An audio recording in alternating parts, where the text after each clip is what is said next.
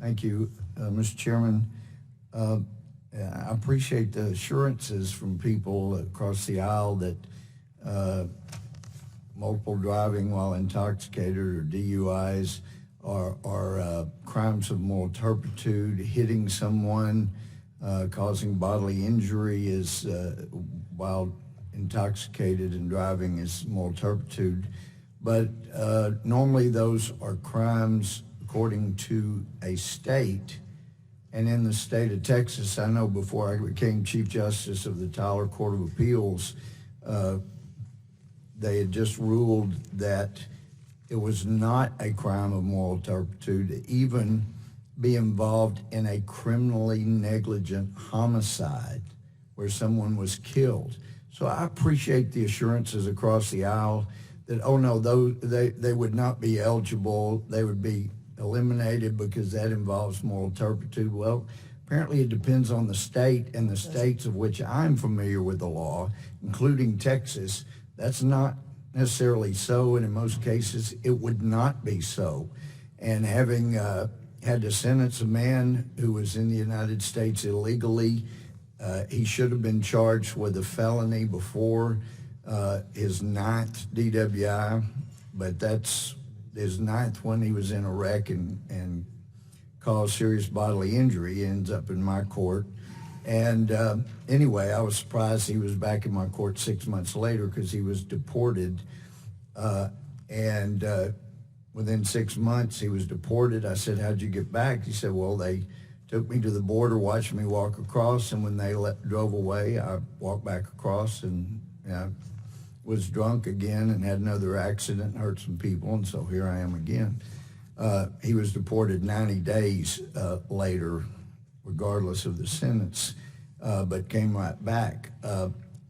Look, until the border is secured, these kind of actions are not, I mean, the main purpose they accomplish is creating a massive lure to people to come into this country illegally.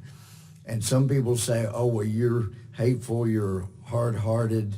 Look, when I look at the Hispanic culture, some people, well, you must hate Hispanics. They don't know my heart.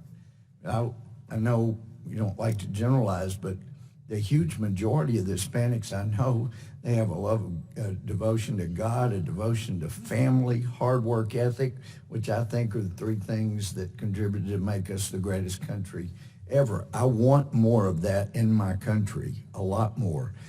But it needs to be legal. And I was just sent a picture by one of our border patrolmen yesterday, 6 and 8 year olds standing right in front of you. They were sent unaccompanied. Why? Because they were told, if you will just get in, they're legalizing people like you. Get in there and then maybe we can come be legal parents for you down the road. But just as the Border Patrol tell me all over our southern border, when you guys talk about legalization, any type of amnesty whatsoever, we get a huge surge. And we also know every time there are more children that come, there are children that don't make it. There are women raped. We know Doctors Without Borders report an unusually large percentage of women that were raped multiple times en route here. Why don't we get the border secured as a joint effort? And then you may be surprised what I will agree to. But until the border's secured, all that we are doing by having this markup is drawing more people in, more women will be raped, more people will be harmed. Let's get the border secured together, and then we can have an overall agreement on what we do about the people that are here. This amendment is important because many states, including Texas, which now has the sector that is most traveled by people coming into the country illegally, it's not, most of the time, not a crime of moral turpitude. So let's just approve the amendment, and then that will take care of it. It won't be an issue, and I yield back.